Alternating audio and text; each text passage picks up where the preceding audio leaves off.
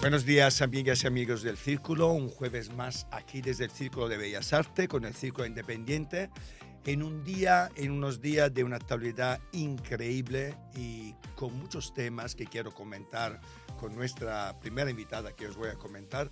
Pero yo diría que el titular del día, diría que son dos. Primero, como sabéis, todos estamos absolutamente pendientes de lo que pasa con la Global Summit Flotilla.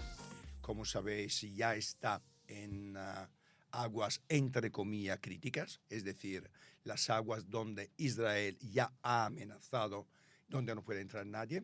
Y sabéis también que los barcos, las fregatas enviadas por España, Grecia, Italia, se quedan al margen de su misión, que era solo humanitaria y al lado de los barcos de la flotilla. ¿Y cómo reaccionará Israel? Estamos aquí pendientes de lo que pasa. Pero la actualidad ayer nos ha marcado también con una noticia espantosa, que es la vuelta, no sé si a las cavernas o a la cuenta de la criada del Ayuntamiento de Madrid, y como sabéis, el PP ha apoyado esta decisión de Vox, esta propuesta de ley de Vox, que prácticamente obligaría a comunicar, a informar a las mujeres como si fueran, no sé, de segunda clase, de todos los efectos post-aborto, con unas informaciones, unas declaraciones que no existen, porque no hay ninguna investigación que nos dice, que nos da idea de lo que pueda ser efectivamente estos efectos traumáticos post-aborto. En fin, parece que el Partido Popular, no sé si ya se confunde con Vox o es Vox o directamente ya no hay diferencias en lo que es el machismo, la homofobia también y en este caso su postura sobre el aborto. De todo esto y mucho más vamos a hablar con Irene Lozano. Todos la conocéis. Irene es escritora, periodista, política, diputada al Congreso durante 2 legislaturas, presidió la Oficina España Global y fue secretaria de Estado del Deporte entre 2020 y 2021. Su carrera ha estado marcada por la defensa de los valores democráticos, el diálogo, el análisis crítico de la realidad. Autora de ensayos, de referencia y novelas, combina la mirada intelectual con la experiencia en la gestión pública. En un tiempo convulso, su voz es más necesaria que nunca. De hecho, además de la actualidad, de su vertiente periodística, política y también escritora, hablaremos mucho de inteligencia artificial. Buenos días, Irene. ¿Qué tal? ¿Cómo Buenos estás? días, Yo tenía Eufemia. una gana de volver a verte enorme, Sí. porque anda que no hay temas de actualidad que tú has tocado desde la gestión, desde la profesión, desde la política, ¿no? Sí, también va una cumpliendo años y entonces, Sí. quieras que no, ¿Qué le vamos a hacer? ¿qué le vamos a hacer? Pero Peor es no estamos cumplirlos, estupendos, peor es no cumplirlos. estamos estupendos. Empezamos por el deporte y la actualidad, Muy bien. porque desafortunadamente algunos de los hilos que tienen que ver con lo que está pasando, que para mí es un genocidio en Gaza, también han tenido mucho que ver con el deporte. Sabes que en Gaza, además de periodistas, más de 65.000 personas, 20.000 niños han sido asesinados. También a muchos deportistas. Una de las críticas que se está haciendo muchas veces en los últimos días es al movimiento olímpico, que en el caso de Rusia ha sido clarísimo desde el primer día de la invasión de Ucrania. Sí. También lo fue cuando me remonto hace unos cuantos años con la apartheid Sudáfrica de Sudáfrica, que fue fue expulsada durante muchísimos años por el Comité Olímpico. Sin embargo, parece que Israel, por alguna razón que me gustaría a lo mejor que tú me iluminaras, parece que puede seguir estando en todas las manifestaciones socioculturales y también deportivas. ¿Qué opinas de este tema? Sí, yo creo que está tardando ya un poco demasiado el Comité Olímpico Internacional en reaccionar. Se escudan, por ejemplo, se escudó la Unión Ciclista Internacional. Esto también para que se entienda el mecanismo, porque hay gente que dice, oye, pero esto lo tienen que hacer los países y tal. No lo tienen que hacer los países. No. Las federaciones internacionales son las que organizan las competiciones, tienen delegada esa competencia para organizar, esa competencia pública para organizar las competiciones, pero yo siempre digo que el deporte tiene que estar a la altura de la sociedad. El deporte es una cosa tan arraigada en la sociedad, tan popular, sobre todo ya si hablamos de ciertos deportes como el fútbol, pero de cualquiera. Las federaciones, el deporte, es un movimiento que surge de la sociedad hacia arriba y nunca se puede desvincular, por mucho que los grandes espectáculos de hoy en día, los grandes negocios en torno al deporte, pues generan unas élites, pero tienen que estar muy atentas de no desvincularse de la sociedad a la que pertenecen. Y yo creo que eso fue lo que vimos, por ejemplo, en la Vuelta, que la Unión Ciclista Internacional no estaba entendiendo nada de lo que estaba pasando, y lo que seguimos viendo ahora, el Comité Olímpico Internacional, Kirsty Coventry, su presidenta, la primera mujer presidenta del COI, tendría que estar ya planteando este debate, tendría que pasar una instrucción, una recomendación a las federaciones, como se hizo con Rusia y con Bielorrusia, diciendo no queremos que Israel compita. Y hasta ahora lo único que han dicho es que Israel cumple la Carta Olímpica. Y hombre, yo el otro día, después de que dijeron esto, me tomé la molestia de ir a leerme la Carta Olímpica otra vez, que me la había leído en mi época de secretaria de Estado, y hay, pues podría escoger, por ejemplo, uno de los principios de la Carta Olímpica, de cómo el deporte tiene que contribuir a crear sociedades más pacíficas, cómo el deporte tiene que ser un elemento de no discriminación. Y efectivamente, como tú has dicho, los deportistas y las deportistas palestinas no pueden competir en igualdad de condiciones cuando están bajo los escombros, ¿no? Evidentemente. Entonces, yo creo que tiene que poner la oreja más cerca de las sociedades, el COI, y empezar a tomar decisiones sobre eso. Y si el COI no lo hace, las federaciones, por ejemplo, FIFA, UEFA, pues lo tendrán que hacer por su cuenta. ¿Qué opinas tú? ¿Lo harán? Primero, ¿por qué no lo hacen? ¿Por qué el COI está siendo tan tibio a valorar la situación de Israel como es la que es y las federaciones tampoco? ¿Cuál es el obstáculo? ¿El dinero? Yo creo que se acogen a ese principio de la neutralidad del deporte que ya ha quedado totalmente superado, porque desde el momento, que fue lo que se vio en la Vuelta, desde el momento en que tú admites a competir a un equipo que se llama Israel Premier Tech y que tiene entre sus objetivos declarado por Silvan Adams, el dueño del equipo, sí, claro, declarado por él, que montó el equipo para blanquear la imagen de Israel. Pura propaganda, como es Eurovisión, como es en realidad todo lo que hace Israel a nivel de blanqueo en temas hasta LGTB, deportivos, culturales, de cualquier tipo. En fin. Entonces, además lo dicen. Y además lo dicen. Entonces, claro, si ellos están diciendo que es para blanquear su imagen y en este momento está cometiendo un genocidio, según lo que vemos todos ante nuestros ojos, pero también la Asociación de Académicos del Genocidio, también la encargada de la ONU de la cuestión de los palestinos, pues hombre, a lo mejor no hay que dejarle blanquearse tan fácilmente, ¿sabes? Pero no parece que van a tomar. ¿Qué opinas de lo que está pasando con con el la fútbol? Global Summit? No, cambiando de tema, con la Global Summit Flotilla. ¿Qué opinas de la decisión que ha tomado el gobierno español en relación a esto? Bueno, yo creo que está muy bien que que haya ido el furor para protegerles, para hacer labores de auxilio y labores humanitarias si tienen problemas. Pero sobre todo yo creo, la flotilla ha ido muchísimas veces a Israel, porque ya antes de que pasara todo esto es que hay que acordarse que decíamos que Gaza era una prisión a cielo abierto, porque es que los palestinos no podían moverse. Y Cisjordania otra, igual. Y Jerusalén porque claro, una de las cosas que ha hecho Israel es aislarles entre sí. Entonces, eso ya antes de que pasara. Entonces ahora, esta flotilla para mí representa, claro, la sociedad civil nos movemos mucho más fácilmente por principios. Y yo te lo digo, confieso mi absoluta admiración a la valentía y al coraje de esa gente que ha ido como parte de la flotilla, porque yo siento que una parte de nuestros corazones está con ellos.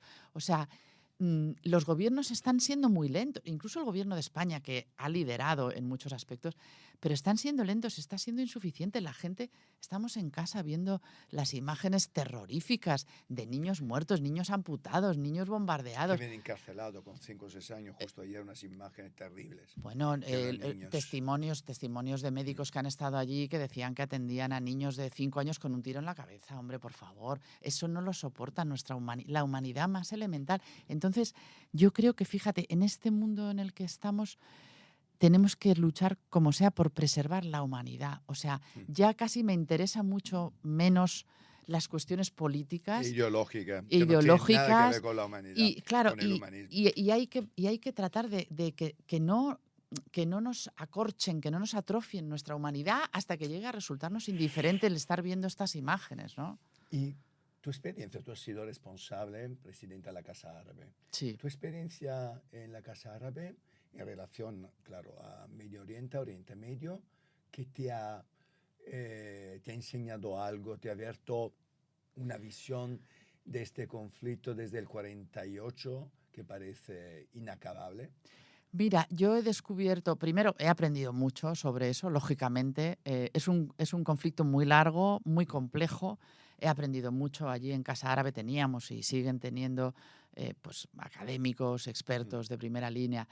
Y luego hicimos también algunas cosas muy emotivas que también hay que hacer. Fíjate, me acuerdo especialmente de Hani Tallier, había sido ella capitana de la selección de fútbol de Palestina.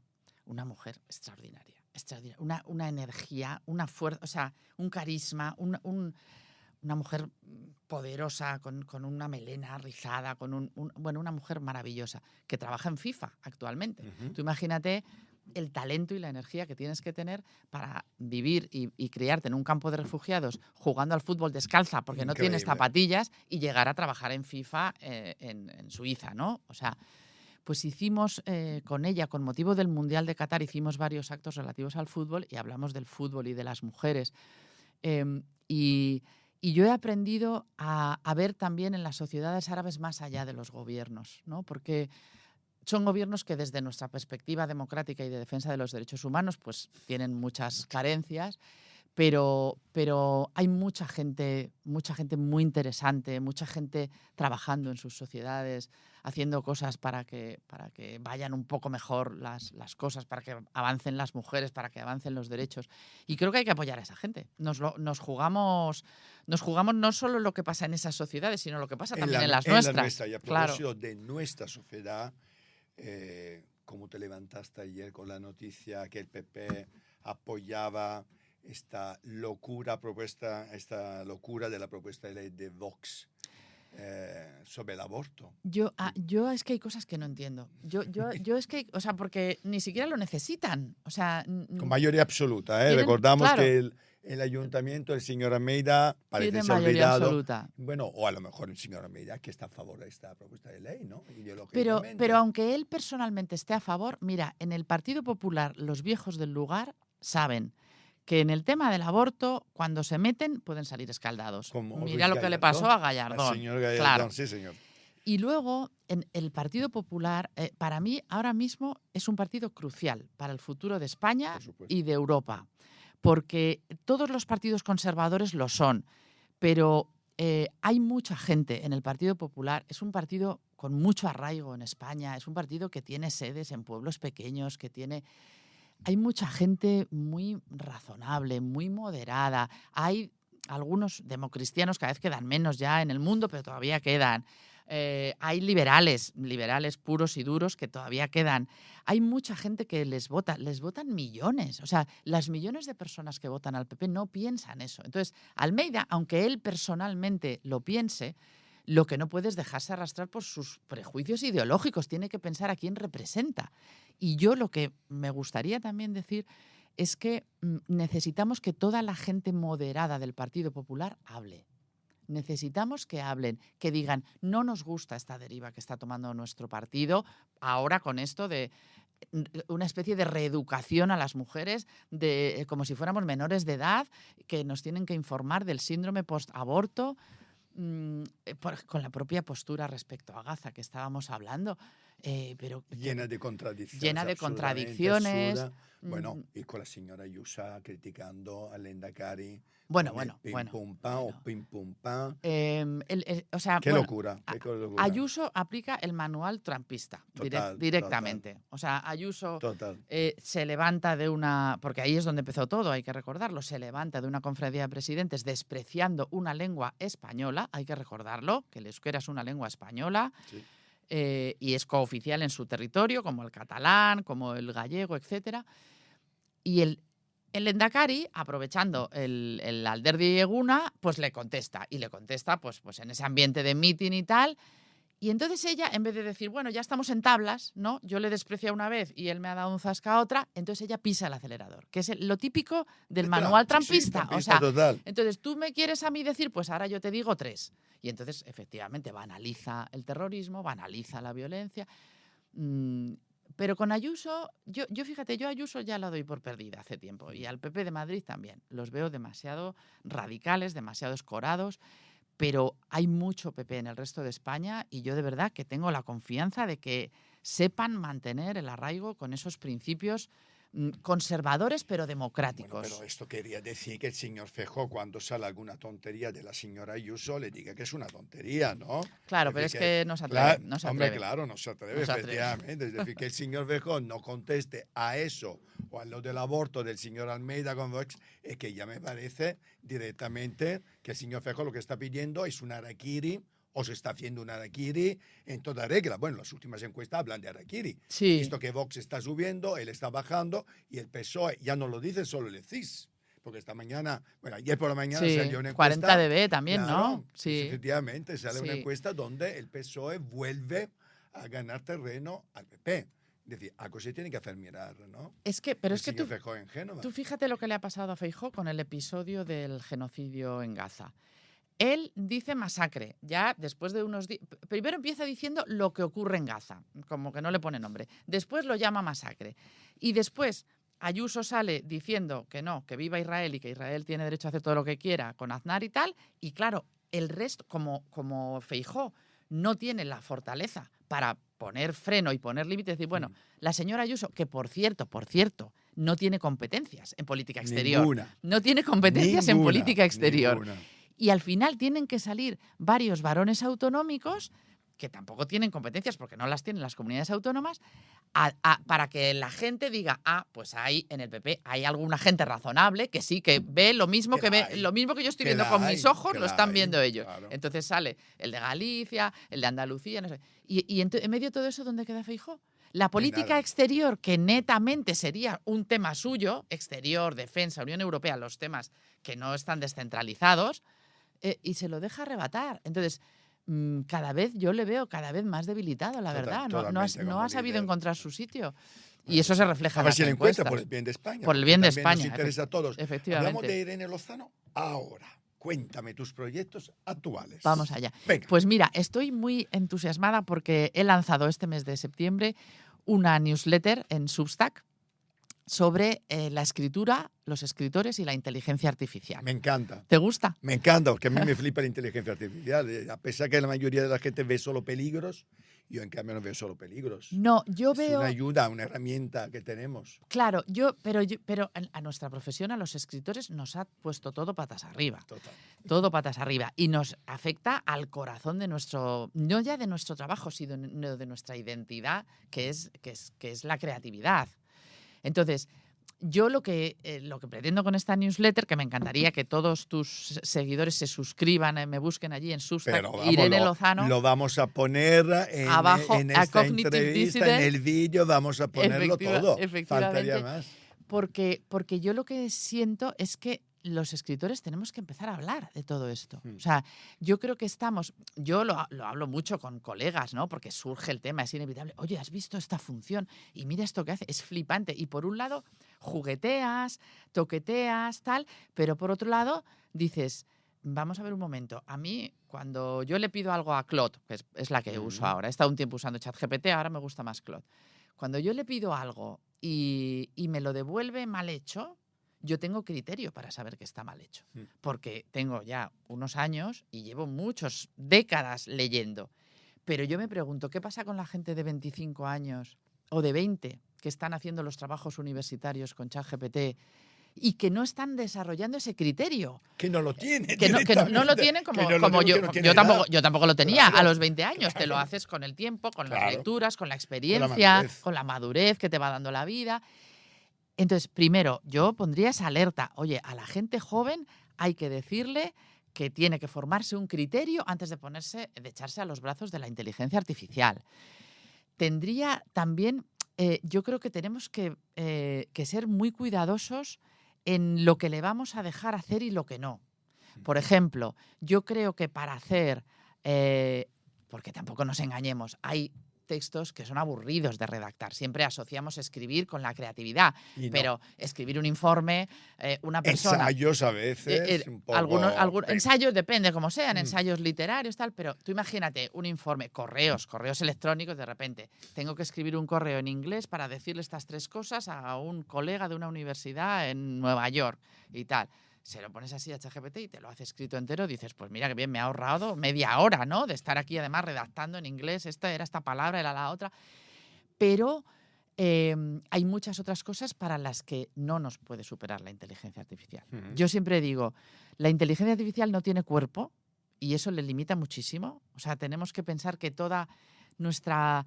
Al final, todo lo sensorial de la vida nos llega porque tenemos cuerpo, porque tenemos oído, tenemos gusto, tenemos olfato, tenemos tacto, y a través de los sentidos se va conformando nuestra experiencia como seres humanos. Y eso nos va dando también el criterio de la vida. Claro. Pero luego añado, lo de que no tiene cuerpo, por cierto, una observación que le quiero dar el crédito a Daniel Innerarity, que ha escrito un libro fantástico, le entrevisté en mi podcast también, Teoría crítica de la inteligencia artificial. Pero es que yo digo, es que tampoco tiene alma la inteligencia artificial. Es que no nos vayamos a confundir porque hace como que escribe y hace como que siente y le dices, ahora ponle a esto un poquito de ironía y hace como que es irónica, pero todo es como sí, todo es como sí, todo es fingido. ¿Y la creatividad? Y la creatividad, pues yo... ¿Tiene o no tiene creatividad? No. O sea, definitivamente no. Porque en el fondo, que esto es algo que no nos damos cuenta... Decía el escritor de ciencia ficción Arthur C. Clarke, decía, toda tecnología suficientemente avanzada es indistinguible de la magia, que se ha convertido casi en una frase ya de la cultura pop, esta tecnológica, pero que es una gran verdad. Parece magia lo que hace ChatGPT, lo que hace Claude, pero en el fondo es un modelo de lenguaje. Es que lo primero que tendríamos que hacer es no llamarle inteligencia artificial, llamarle modelo de lenguaje, que lo que hace es combinar palabras.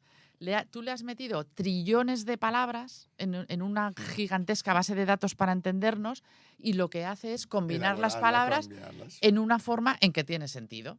Pero eso no es la creatividad. De hecho, como todas las palabras que le has metido ya son existentes, uno de sus grandes carencias es la originalidad.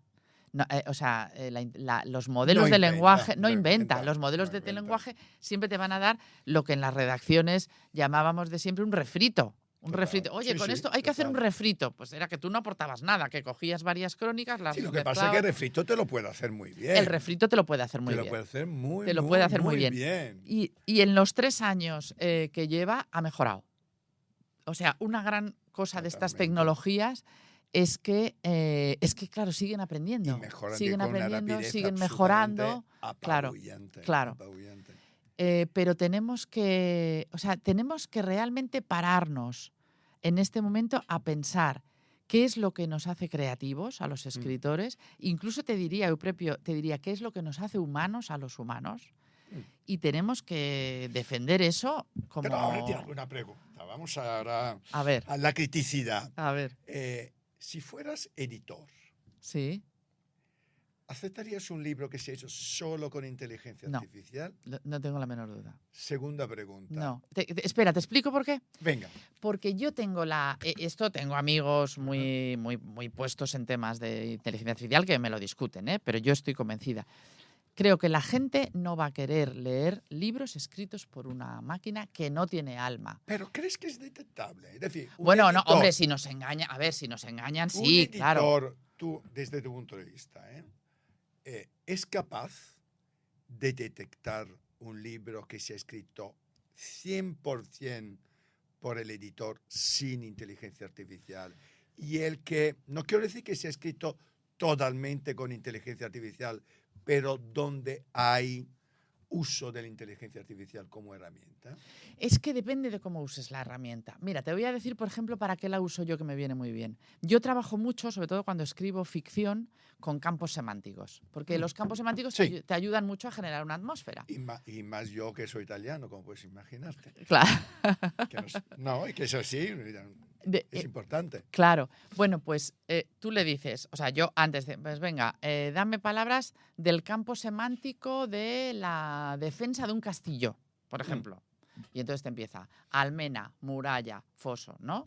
Yo la mayoría de esas palabras no las conozco en español, por ejemplo. Pero incluso yo esto, antes de que existieran los modelos de lenguaje, pues primero empezaba yo a pensar, luego te ibas al diccionario de ideas, a investigar, tal. Y ahora le dices, dame 10 palabras, pum, y te lo hace fenomenal. Pues fenomenal. A mí, donde me parece que empieza a ser dudoso desde el punto de vista ético, es cuando el modelo de lenguaje produce el texto. Es decir, todas las consultas que tú le hagas, y yo se las hago, le hago esta, o de repente no te viene un sinónimo, pues antes ¿qué hacías? Ibas al diccionario, pues ahora le preguntas. Pero yo nunca le he dicho, o sea, se lo he dicho para hacer experimentos, pero no en textos publicados, y mi compromiso, y así lo he dicho también en mi newsletter, es nunca textos que estén bajo mi firma van a estar escritos con inteligencia artificial, es que tú no le pidas que produzca el texto todo o una parte. Porque entonces ya, y de hecho se han hecho experimentos en una universidad americana, no recuerdo cuál, y la gente que escribía un pequeño ensayo con inteligencia artificial, no se sentía autora. Aparte de sentirse, que esta es otra cosa que se empieza a demostrar, que nos atrofia un poco el cerebro, porque claro, tienes que pensar mucho menos. Y es como todos los músculos, si no lo usas, o sea, todos allí yendo al gimnasio, pero luego usando ChatGPT, o sea, el bíceps muy bien, pero el cerebro mal. Entonces, bueno, pues... Es como cuando utilizando quizás una comparación que no tiene ningún sentido, para incrementar tu musculación utilizas anabolizantes, ¿no? Exacto. En realidad no son tus músculos, es efecto del anabolizante. Claro. Estéticamente puede ser maravilloso, pero luego... luego te falta, y con el cerebro pasa una cosa, porque esto ya se ha comprobado otras veces. Se hizo un experimento súper interesante con los taxistas de Londres, que el examen que les hacen, o les hacían, porque este experimento es de hace 20 años o más, tenían que memorizarse todas las calles de Londres. Y tenían el hipocampo, que es la Creo zona... que ya no lo hacen. Que es la zona del cerebro... Bueno, pero aún así siguen siendo mucho mejores. Que los nuestros. Siguen siendo mucho mejores que otros con los que se ha comparado. Entonces, ¿qué pasa? Que cuidado con dejar de hacer ciertas cosas. Que la comodidad está muy bien, pero que la comodidad nos atrofia también. O sea, que no dejemos de usar las neuronas. Que no dejemos de usar las neuronas. Muy bien resumido. Como algunos políticos. ¿Tu futuro? Mi futuro, porque pues... tú has hecho de todo. Sí, la verdad... Has hecho en tu vida ya muchísimas cosas. ¿Qué te falta para hacer y qué te apetece hacer? Bueno, lo que me apetece muchísimo... Ahora estoy muy entregada en escribir ficción. Estoy muy, muy, muy entregada en escribir ficción. Estoy ahí con un proyecto que ya, cuando lo tenga un poco más avanzado, ya vendré a contártelo. Me hará muchísima ilusión, Euprepio. Novela, sí, novela.